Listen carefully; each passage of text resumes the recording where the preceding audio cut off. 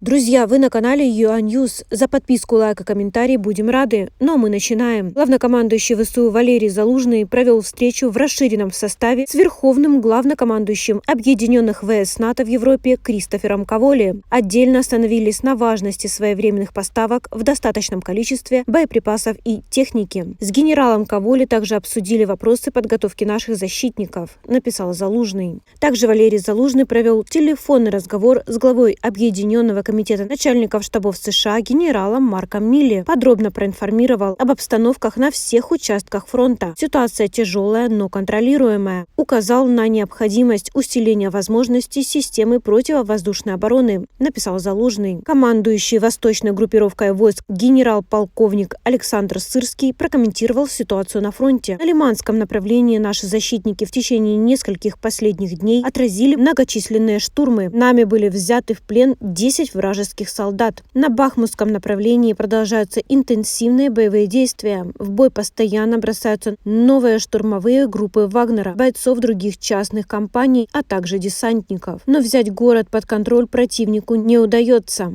На отдельных участках города враг был контратакован нашими подразделениями и оставил некоторые позиции. США уже предоставили Украине почти все необходимое для контрнаступления. Информация Белого дома. Также Штаты скоро предоставят Украине новый пакет военной помощи. С декабря прошлого года в боях за Бахмут погибло около 20 тысяч россиян, и их наступление провалилось. Об этом сообщает Sky News со ссылкой на заявление координатора по стратегическим коммуникациям Совета нацбезопасности США Джона Кирби. По подсчетам Белого дома, за последние 5 месяцев боевых действий в Украине Россия потеряла 100 тысяч человек. Мы выходим на финишную прямую в подготовке контрнаступления ВСУ, заявил министр обороны Украины Алексей Резников. Глава Минобороны назвал 3 ключевых фактора, которые сделают контрнаступление удачным. Наличие необходимого вооружения, подготовленные и обученные воины, знающие свой план действий на поле боя, обеспечение наступления всеми необходимыми вещами. Речь идет о постоянном восстановлении и пополнении запасов снарядов, амуниции, а также горючего. Финляндия позволит США размещать в стране свои военные базы. Соглашение об обороне сотрудничестве между Финляндией и Соединенными Штатами будет предусматривать возможность пребывания на финской территории американских военнослужащих и военной техники, а также проведения военных учений. Соглашение не распространяется на ядерное оружие. ГУР МО Украины настоятельно рекомендует покинуть оккупированный Крым, пока такая опция еще есть. Представитель ГУР МО Андрей Черняк заявил, что врага нужно отрезать от Крыма и сделать это так, чтобы Россия не смогла использовать временно оккупированный полуостров в военных целях.